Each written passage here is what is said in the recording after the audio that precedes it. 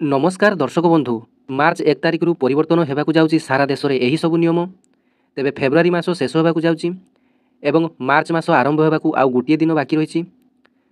तेबे नुआ मास आरंभ अनेक नियम किसी परिवर्तन हुए जो परिवर्तन कि सीधा सड़क लोक मानकर पॉकेट को प्रभाव पकई थाए। जमीती आपण मैंने जानिथिबे प्रत्येक मास आरंभ एलपीजी सिलिंडर नुआ दर तथा पेट्रोल डीजेल नुआ दर स्थिर होता है एवं बैंकिंग किंबा पोस्ट ऑफिस क्षेत्र में जो फिक्स डिपोजिट रही तार सुध हार में परिवर्तन होता है।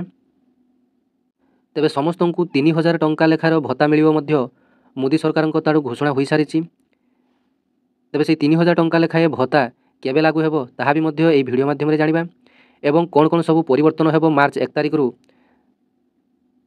ताहा एई वीडियो माध्यम संपूर्ण डिटेल्स जानिनेबा। तेबे देखंतु मार्च 1 2025 रु अनेक बड़ नियम रे परिवर्तन होगाकू जाउची।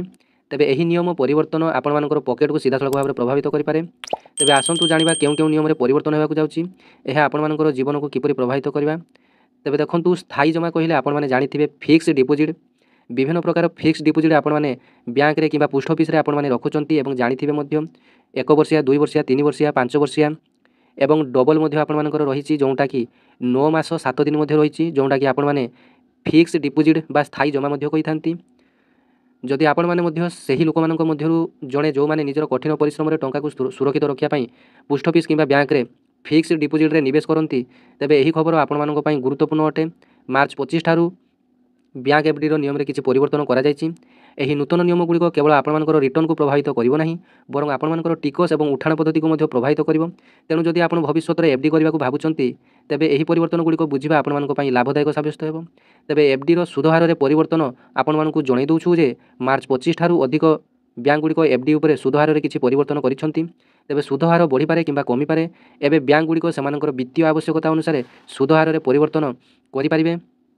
तेबे जो माने फिक्स डिपोजिट करिया पई चाहुचंती तेबे सामाने बैंक रे नकरी पोस्ट ऑफिस रे करिले आपण मानकर अधिक सुध आपण माने पाई परिबे। क्षुद्र निवेशकों ऊपर प्रभाव विशेषकर जो माने 5 वर्ष किंबा ताठारु कम समय पई एफडी करिसंती नूतन हार सेमानकु प्रभावित करि पारे। क्षुद्र निवेशकों ऊपर प्रभाव जो माने 5 वर्ष ठारु किंबा ताठारु कम समय पई एफडी करिसंती नूतन हार सेमानकु प्रभावित करि पारे। तेबे द्वितीय बड़ कारण है एलपीजी मूल्य रे परिवर्तन। तेल कंपानी गुड़िक प्रति मासरे प्रथम तारिख में एलपीजी मूल्य अपडेट करते। एपरी परिस्थिति में मार्च 1 2025 सकाळे सिलिंडर मूल्य रे परिवर्तन आपण माने देखि पारंती। संशोधित मूल्य सकाळ 6टारे प्रकाशित होई पारे। तेबे एएफटी एवं सीएनजी पीएनजी दर आपण मानकु जणाई दउ जे प्रति मासरे 1 तारिख में तेल कंपानी गुड़िक विमान इंधन अर्थात एयर टर्बाइन फ्यूएलेट जो आपण मानकर पेट्रोल डीजेल मध्य तार मूल्य रे मध्य ह्रास किंबा वर्धित होई पारे। एवं शेष में सबुठारु बड़ गुरुत्वपूर्ण कथाटी आलोचना करिबा जे समस्त को मिलवाक जाउची 3000 टंका लेखाए भत्ता। तेबे देशर समस्त नागरिकों को सामाजिक सुरक्षा प्रदान करिया पई केंद्र सरकार तरफ अर्थात मोदी सरकार तरफ राष्ट्रव्यापी स्वेच्छाकृत सार्वजनिक पेंशन योजना लागू करा जाउची। श्रम और नियुक्ति मंत्रालय तरफ एने प्रारंभिक आलोचना आरंभ हो सारी। तेबे कर्मचारी भविष्य निधि पांठी संगठन ईपीओ अधीन एही योजना रूपरेख प्रस्तुत करा जायछि। एही स्वेच्छाकृत योजना रे मासिक 55 रु 200 टंका पर्यंत अंशदानकारी 60 वर्ष बा ताठारु अधिक बयसर हिताधिकारी माने मासिक 3000 टंका लेखाए पेंशन पाई परिबे। स्वेच्छाकृत सार्वजनिक पेंशन योजना रे असंगठित क्षेत्र में काम करुवा श्रमिक व्यवसायी आत्मनिर्भरशील व्यक्ति 60 वर्ष बयस पर पेंशन पाइबाकू चाहुवा 18 वर्ष और तदुद बयसर जेकोसी व्यक्ति को सामिल करा जाय परिबो। तेबे एही योजना स्वेच्छाकृत और अवदानमूलक हेबो नियुक्ति सहित यह जड़ित हेबो नाही। तेबे एही योजना समस्त पई योगदान और पेंशन अर्जन करिया पई अवसर रहिबो। संप्रति चालुवा केंद्रीय पेंशन योजना गुड़ी को सामिल करी प्रक्रिया को सरल करने यही पदक्षेपर लक्ष्य। केंद्र सरकार एमएसवाईएम एवं एनपीसीएस ट्रेडर्स समेत विभिन्न पेंशन योजना को एकत्र करने विपक्ष विषय योजना करुँच।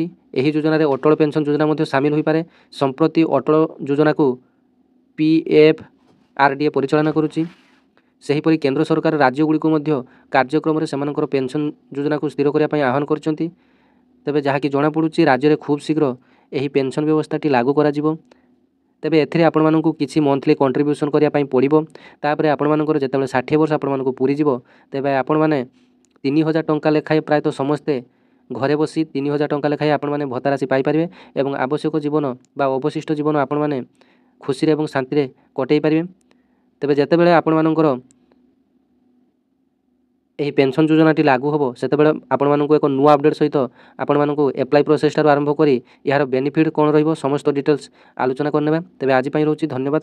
ଜୟ ଜଗନ୍ନାଥ।